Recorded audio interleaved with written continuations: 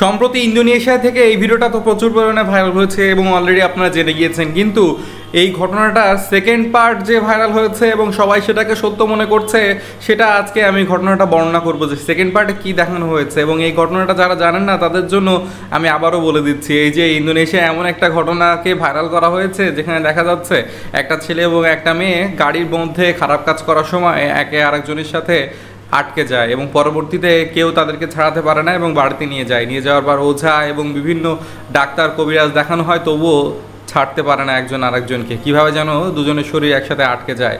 পরবর্তীতে সবাই বলতে চাচ্ছে যে তাদের উপর গজব নাজিল হয়েছে, তারা এভাবে আটকে গিয়েছে, সবাই এটাই বলতে চাচ্ছে, কিন্তু আসল ঘটনাটা কি সেটা তো মানুষ প্রথমে বুঝতে পারেনি, কারণ এত রিয়েলিস্টিকভাবে তুলে ধরেছে যে বিষয়টা আসলে বোঝার উপায় নেই। তারপর বলা হয়েছে এবং ভিডিওতে দেখানো হয়েছে যে যখন ডাক্তারের কাছে নিয়ে যাওয়া হয়, ডাক্তার তাদেরকে বলে যে তারা আর দুনিয়াতে নেই, তারা এই যন্ত্রণা সহ্য করতে না পেরে দুনিয়া ছেড়ে চলে গিয়েছে এবং পরবর্তীতে তাদের জানাজা হয় এবং দাফনের ব্যবস্থা করা হয়। আপনারা তো অনেকেই এই দাফনের ঘটনাটা নিয়েই তোলপাড় করে দিচ্ছেন এবং বলছেন যে এটা সত্য হতে পারে না, হলে একটা মানুষকে কীভাবে দাফন করতে পারে। আর দাফন করার সময় নাকি ওই মেয়েটার চেহারা কালো হয়ে গিয়েছিল অলৌকিকভাবে। এর আসল ঘটনাটা আমি আপনাদেরকে বলছি, এটাও হলো একটা নাটকের দৃশ্য এবং ওই ঘটনাটারই সেকেন্ড পার্ট। এবং সেই মেয়েটার চেহারা মোটেও কালো হয়নি, এর চেহারা একদম মেকআপ দিয়ে কালো বানানো হয়েছিল। এই যে দাফনের আগে এবং কাফনের কাপড় পরানোর আগের কিছু দৃশ্য আমার কাছে রয়েছে, আপনারা এটা দেখলেই বুঝতে পারবেন। এই যে দেখুন, এই দৃশ্যে কি করে এই মেয়েটা ফাজলামো করছে, তাকে যখন এইভাবে মেকআপ করা হচ্ছিল বা তাকে রেডি করা হচ্ছিল, এই যে দেখুন, দেখতেই পাচ্ছেন। যদি সে আসলেই দুনিয়া ছেড়ে চলে যেতে থাকে তাহলে সে কীভাবে নড়াচড়া করছে বা ফাজলামো করছে, এই যে তার প্রমাণ, তাহলে তো বুঝতেই পারছেন।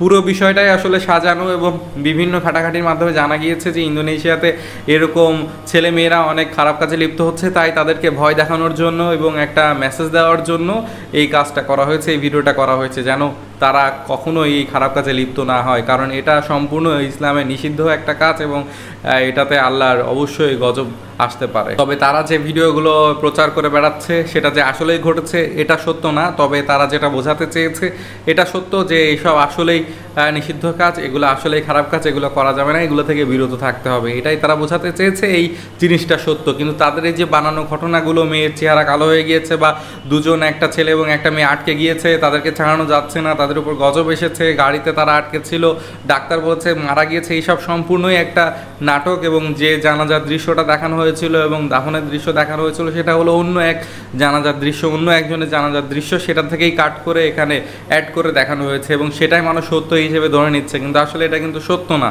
তারা কিন্তু পুরোটাই রিয়েলিস্টিকভাবে তুলে ধরেছে, মানে মাস্টার অ্যাক্টিং যাকে বলে, একদম যেভাবে সোশ্যাল মিডিয়াতে সাড়া ফেলে দিয়েছে তাদের এই ঘটনাটা, সত্যি আশ্চর্য করার মতো। তবে এই ঘটনাটা বিশ্বাস করবেন না, তবে তারা যেটা বোঝাতে চেয়েছে সেটা বিশ্বাস করবেন এবং এই খারাপ কাজগুলো থেকে বিরত থাকবেন। তো পুরো বিষয়টা জেনে আপনার কী মনে হলো কমেন্ট করে জানাবেন। তো আজকের মতো বিদায় নিচ্ছি, দেখা হচ্ছে পরবর্তী ঘটনায়, ততক্ষণ আমার সাথেই থাকবেন, ধন্যবাদ।